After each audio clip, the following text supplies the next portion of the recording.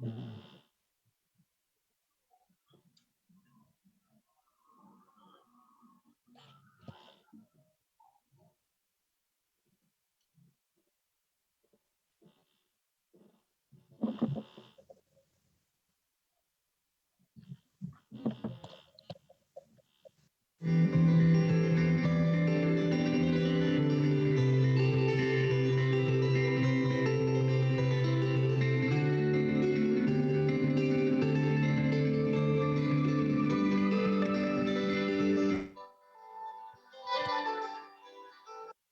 morning and welcome back to Keep Moving with the Senior Center.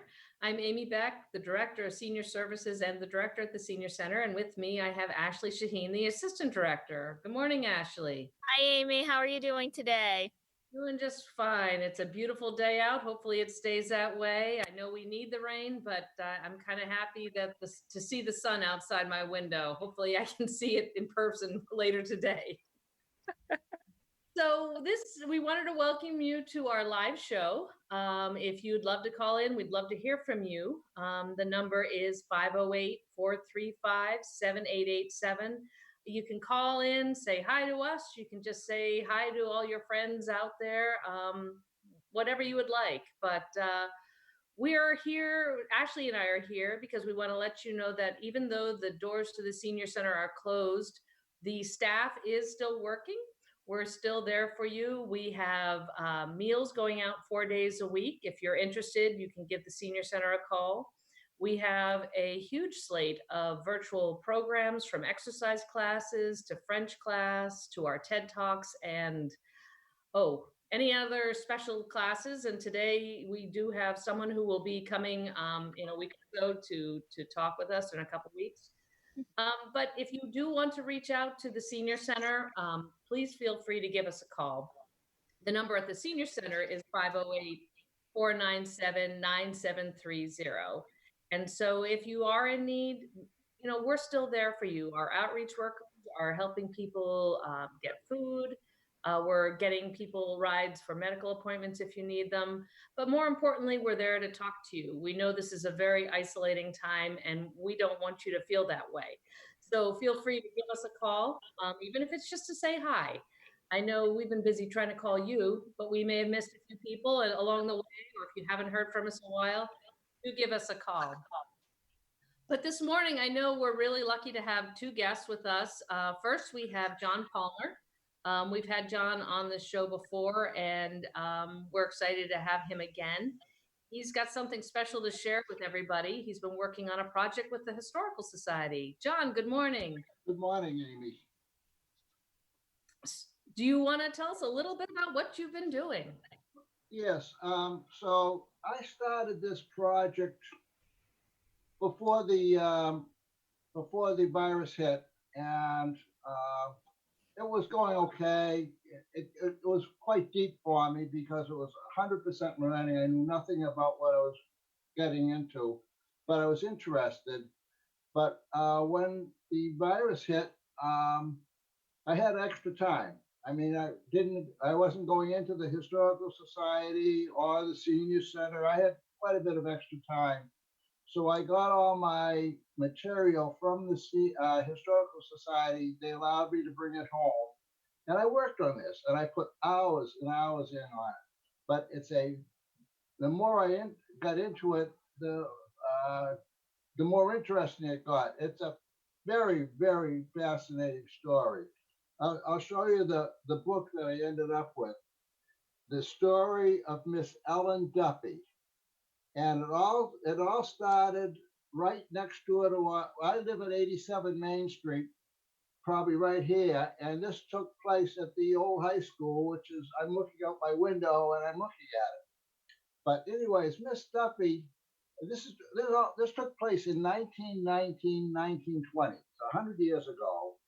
And Miss Duffy was a young teacher, very popular, very educated. She went to Radcliffe College, and she was an excellent teacher. But at that time, there was infighting on the school committee, It was a three-member school committee, and it was two against one and one against two.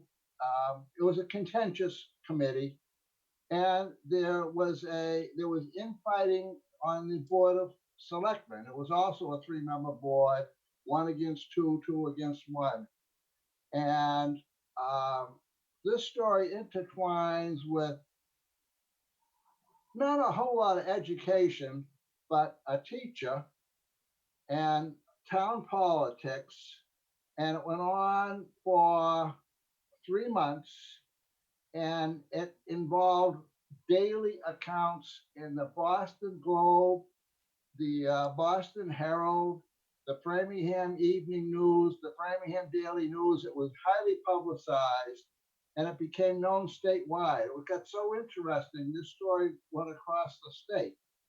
And I never heard of it, but when I mentioned Miss Duffy, now Miss Duffy was teaching in 1920, but when I mentioned her, there's a lot of people older people in town, people that have lived here all their lives. They had her as a teacher because she taught all the way until 1954. So they weren't the people alive today aren't familiar with this particular story. They may have heard about it, but they're very familiar with Miss Duffy and are interested in it. So what I did is I had this um, I had this book published, printed, I guess is the right word. I found a printer. I made 50 copies of it. They're going quite rapidly. I'm thinking of having a second printing. I think I'll have another. I'm going to have probably 100 copies the second time. And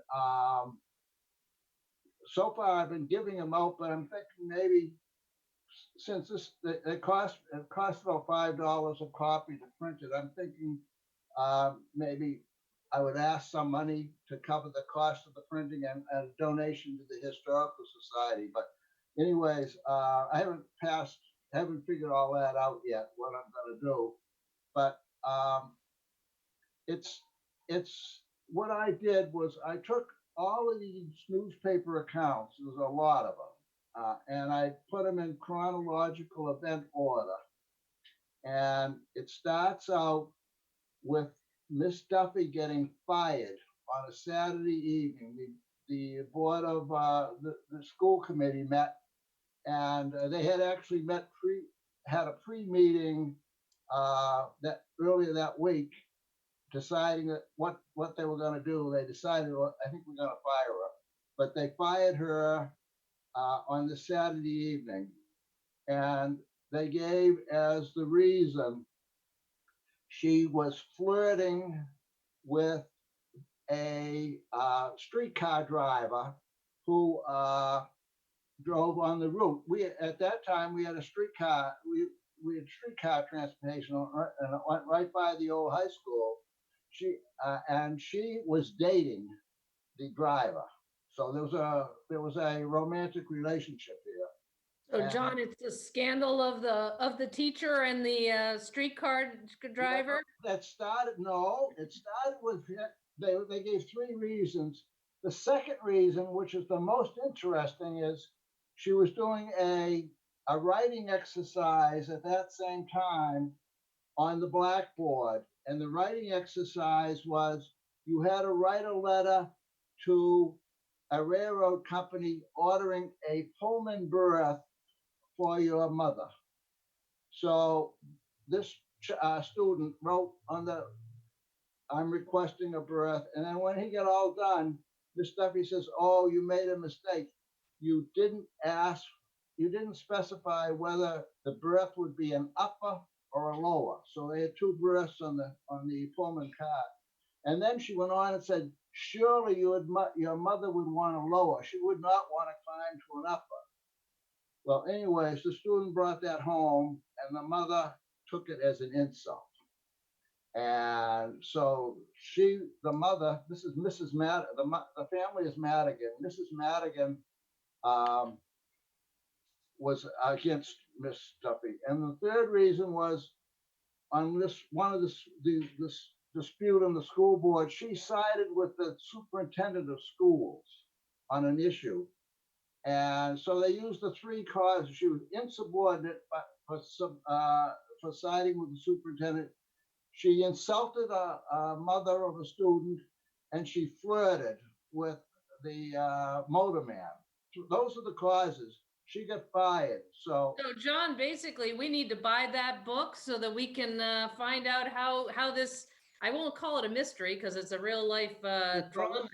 this is all real and happened, and it's happened in the newspapers. I have the accounts, and I have most of it is quoted, or it's quoted. I mean, I didn't create anything here. Well, John, I will need to get a copy of that. I'm going to want to read that. I heard about this at one of our trivia days that Okay. you put on for the senior center, and now I'm intrigued. So when you reprint, Well, buy one. I can drop one off at the senior center for you, anyways. Great. And I'll make a donation to the Historical Society. I'll happily do that. all right, I haven't set on that yet, but so just I know my time is up, but so what happened is at that Saturday night meeting, the students all voted to go out on strike, and they said they were not coming back to school unless Miss Duffy is reinstated. So we have the strike, and then it gets into a war with the Board of Selectmen, and we had a special town meeting that came about because of this, and it's all very fascinating anyhow. Well, I do want to read it, and I think I'm kind of intrigued. It's interesting that those kind of things still happen today. We haven't really grown from those things. I think we still make some of the same petty, picky mistakes or hurt feelings that cause all of this. So it will be an interesting read, I'm sure, John. And you're absolutely right, because at the end, I think I have a sentence or something like it says, we haven't progressed a whole lot in 100 years, because it's the same thing going on. Yeah. That's great. Well, John, thank you very much. I can't wait to see it, and I know that we will have you back. And hopefully we'll get the Historical Society in for another trivia day or something. We love working with all of you. So thank you. I'd like to do this. It's very interesting to me. I'm glad I fell into the Historical Society. So me too. Thank you, John. So Ashley, we have another guest with us today. We are moving right along. We've got some big, exciting things. Would you like to introduce our next guest? Yes. Absolutely. Thank you again, John, for sharing with us and how you really sunk your teeth into something new during the whole pandemic and stay-at-home orders. It's great to hear that. So our next guest is Henry Quinlan, and Henry and I have known each other for a few years. He's done several presentations at the Senior Center, and like many people, transitioned into reimagining what life looks like and how he can continue with the programs, bringing them to senior centers, except this time on a virtual platform. So he is the owner and publisher of Omni Publishing Company, and he has 40 plus years of varied experience in the publishing of books, newsletters, DVDs, CDs, and the organizing of seminars. And currently, Henry has returned to publishing books with Omni, forming a self-publishing division. The first book published in the division is No Justice by Simon C. Fireman. In 2017, Henry Quinlan is assisting with the following authors: Gerald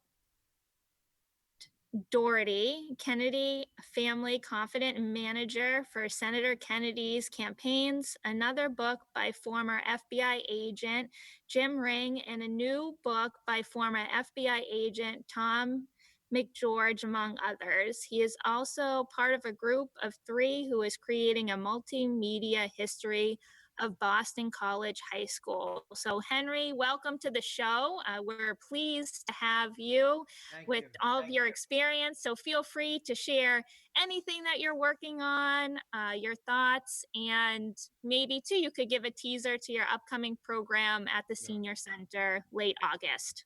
Okay. I'd first like to commend both Amy and you. Can you hear me? Yes. Commend you and Amy for your work with senior centers. I've spoken to probably more than 40 senior centers around the state, and the work that they do is just fabulous. And every time I get a question from someone, where can I go to get some help in my senior years? I always mention to start with the senior center because many people don't recognize the vast opportunities they have there. So one of the things that I've been an interest of mine for many years is non-financial issues in retirement. Retirement is a time of great change, and along with change comes adaptability, and some people have struggled with it. Since the virus, I have adapted that program now to include the changes that are brought on by the coronavirus. And I emphasize living with uncertainty and anxiety, major issues for all people, and particularly for seniors. Then there's the issue, which I think is very important right now. It's critical thinking. With so much information coming at us, who do we believe? And I point out steps you can take to ascertain is the credibility of the speaker or the publication. That's very, particularly with the internet, with so much crazy information on there, some good, some bad. And then I talk about loneliness. And loneliness is in time of quarantine is a major issue, not only for people living alone, but it's also an issue of people living with a family. So it's personal, and there are steps you can take to deal with that.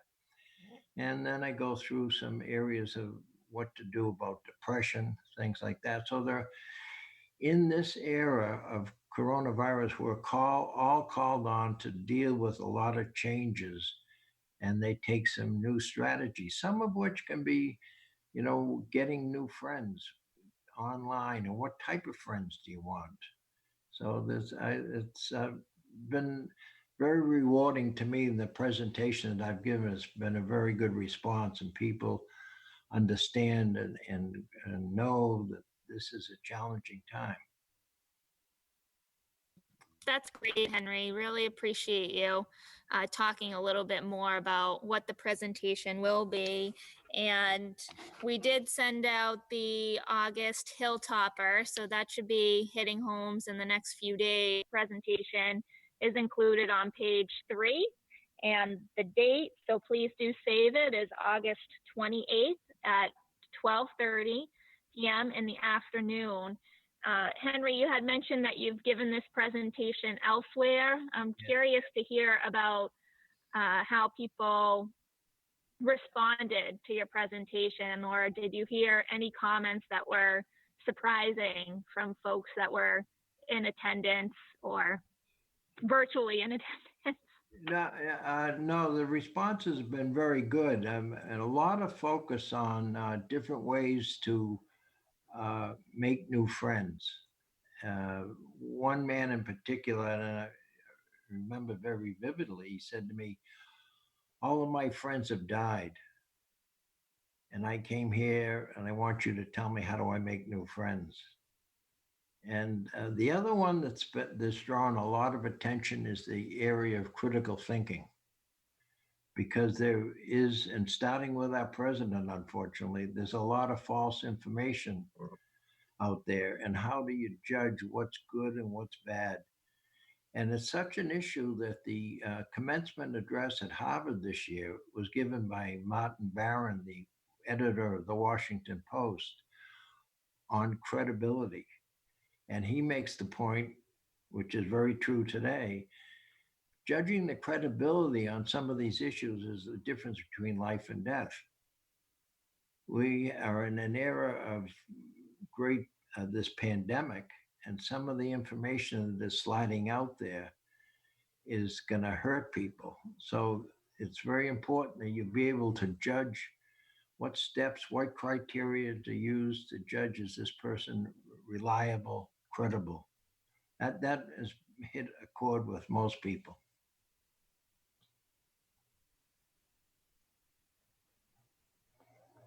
So that's basically it. But it's the one other point that I'll point out to you is about doom and gloom.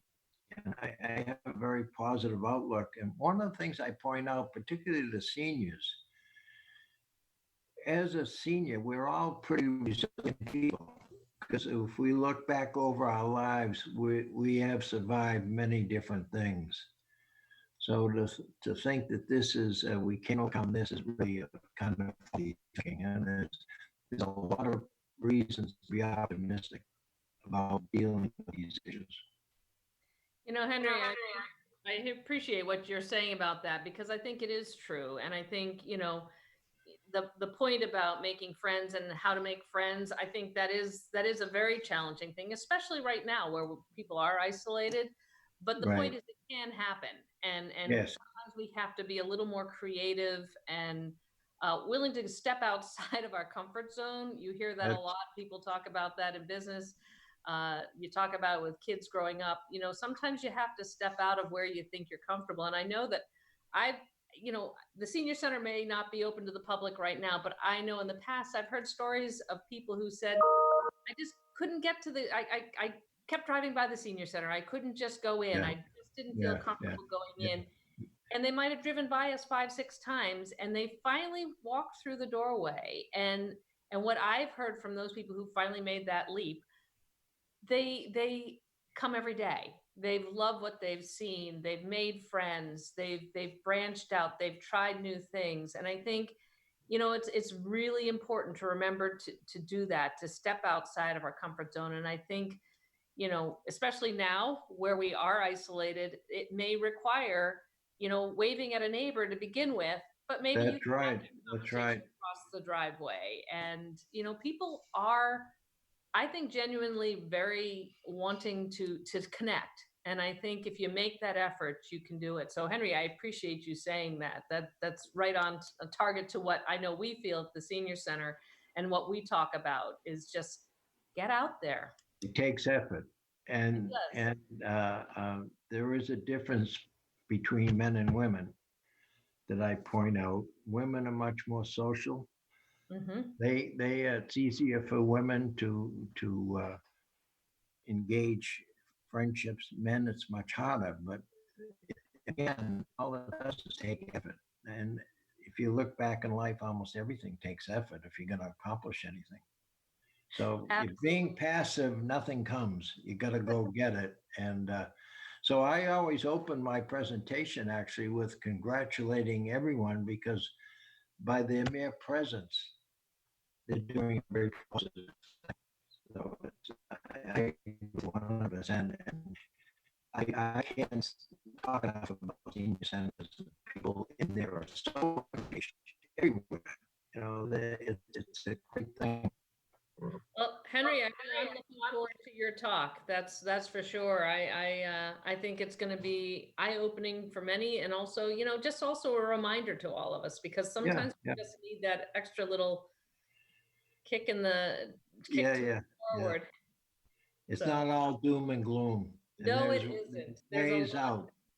And I think that's one of the things. I think you're right about resiliency and trying to find the silver lining in all of this. I know for many now, they've had time to reconnect with people, Yeah, and maybe they were so busy before. And so I think, not to be light about it, but I think we do need to start to find the silver lining, find the things that we can be grateful for, because I think that opens the next pathway for what's to come, whether it's other friendships, relationships, activities.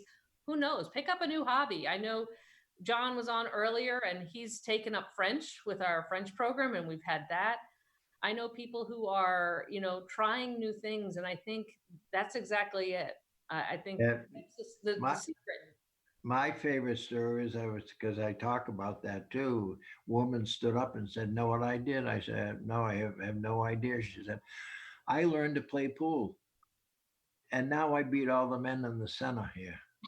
So everyone's different, and it's such a good thing for seniors to learn anything, and I say anything because you get a good positive feeling like, boy, I did that, and I didn't do it before. So And I think you could say the same is true for any generation, really. sure, sure, The fact that you want to try and keep learning and adding to your toolkit and trying things out just makes you a more interesting person, a more well-rounded person, and the more you can contribute to things that you do day in and day out.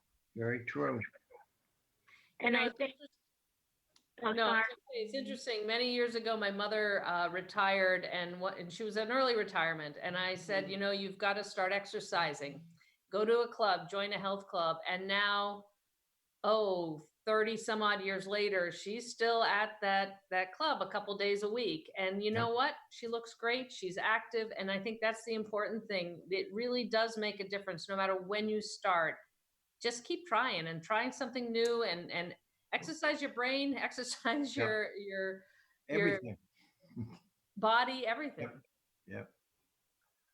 There was a great program on that I've incorporated called Brain Fitness for seniors, and they talk about they did a study where they said if you just learn something and exercise your brain muscle to increase your memory, the end result of all those activities, you're going to be a happier person.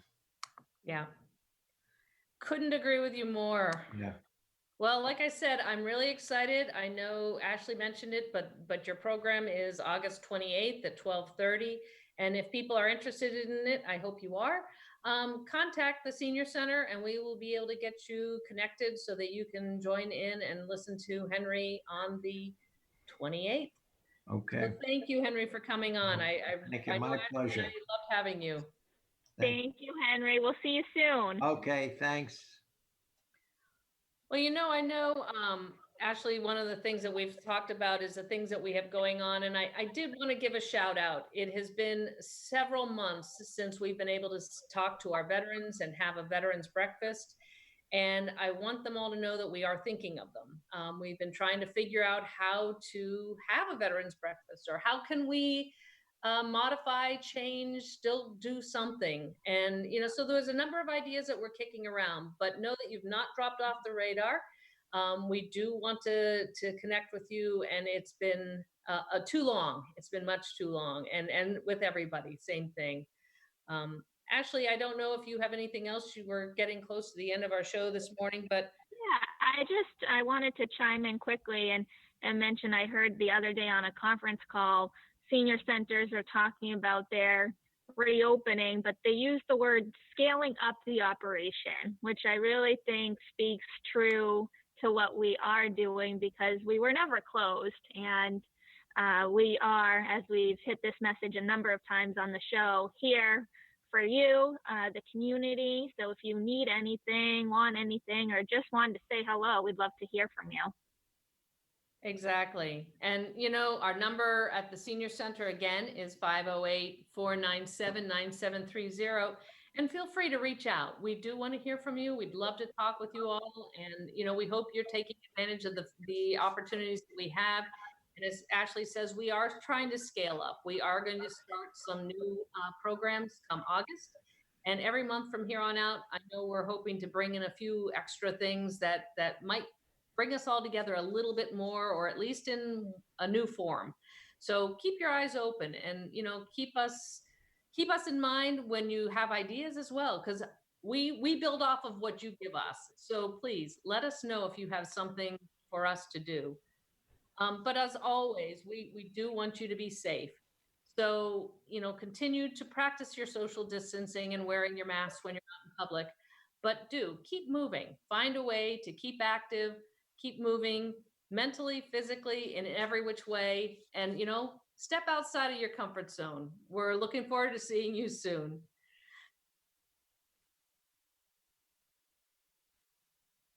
you.